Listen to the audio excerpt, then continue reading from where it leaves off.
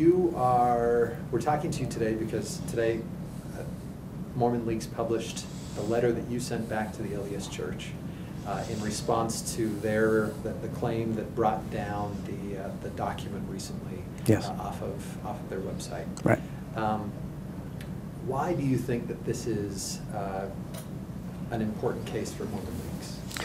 Well, they are just like WikiLeaks, just like any other investigative journalism outlet, they are protected by the First Amendment. They are allowed to disseminate information that they obtain lawfully, and that's what they did here. Now, the LDS Church, using their intellectual property wing, sought to employ copyright law in order to suppress this information. And that's simply not what copyright law is there for. Copyright law is to protect your right to, perhaps protect your right to profit from creative works, perhaps to incentivize you to create them, but it's not there to be used as a tool of censorship. And that's what they did here. They sent a DMCA takedown notice to our web hosting company.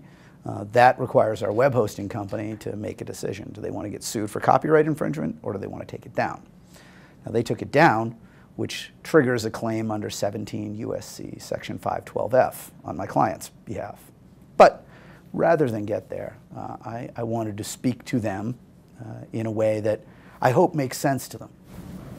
Yeah, so let's talk a little bit about that. The strategy in the letter seems to be one where you're addressing PR, public relations, more than the legal argument that you might get into down the road. That, and and I was trying to be respectful. I mean, I think that if there's one thing that I'm an atheist, but if there's one thing that I've respected about the LDS Church is how they deal with criticism.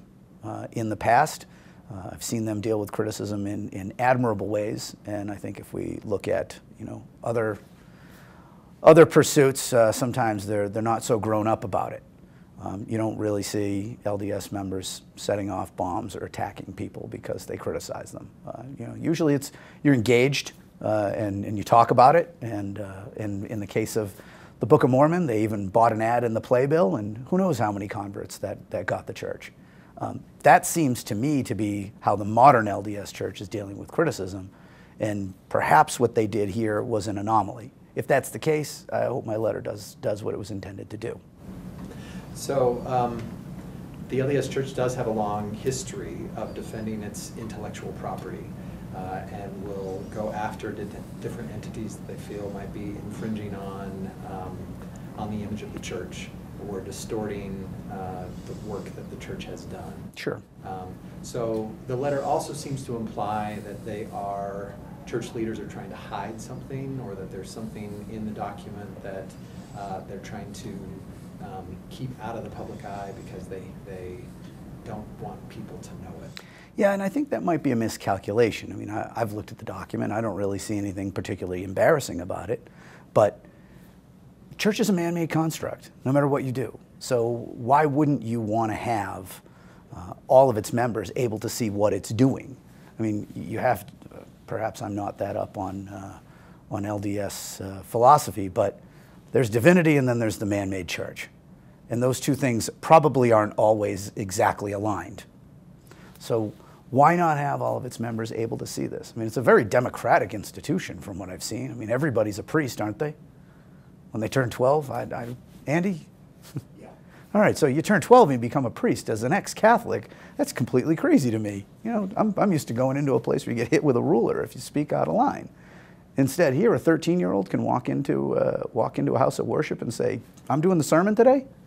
Why would an institution that democratic want to hide what it's doing in its inner workings? I mean, it's an organization of people at the end of the day. So MormonLeaks has been up for a number of months now. They've posted a whole series of different documents that have come out. This is the first and videos. And videos, yeah. This is the first one that has gotten a legal response from the church. Why do you think this document is the one that got their attention?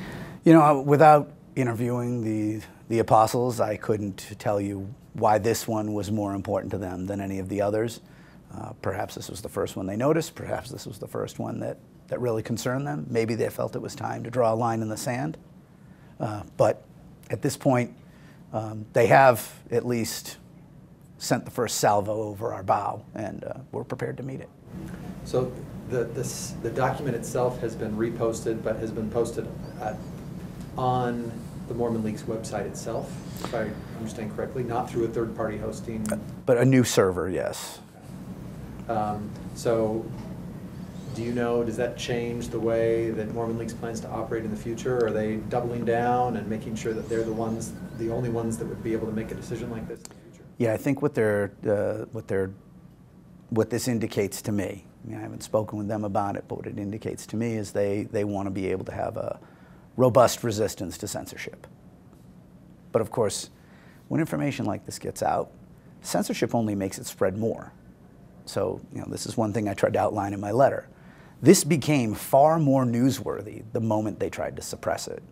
So once that happened, I don't know how many other people are hosting this, but like I said, they tried to blow a candle out and they just knocked it over into a field and set fire all over the place. So it was not a well thought out action. So do you think this I'm just trying to think of what happens next? Are you waiting now for the LDS Church would they need to reissue? Like, how do you know? You seem to say in the letter that you're willing to hold back as long as they don't come after MormonLeaks again. Yes. So is it just a waiting game right now? Well, it's their turn. It's their move. If they don't move, then the game has ended. If they do move, we'll respond. So it's their ball, man. And talk a little bit more from a legal standpoint. Why do you think that this is something different than, why do you think this falls under fair use? Well, because if you look at the factors of fair use, you look at the nature and character of the work, you look at the reason for which it was reproduced, and I think if you look at the nature and character of this was not a creative work intended for any kind of profit. Right? This is not a work that was intended for to be packaged and sold. This is merely information put into a document. That's different. Right? If this was a song or or some kind of a work of art, that would be another story. But this is simply important information that was getting disseminated. It's no different than if this was put into an email or a letter. So this is a communication, a high-level communication that we've come into possession of. If you could just use copyright law to suppress that, that would be the end of investigative journalism. This place might as well pack up its cameras and go report on cat adoptions or something. So if you want to do real journalism, you're going to have to get documents like this and report on them.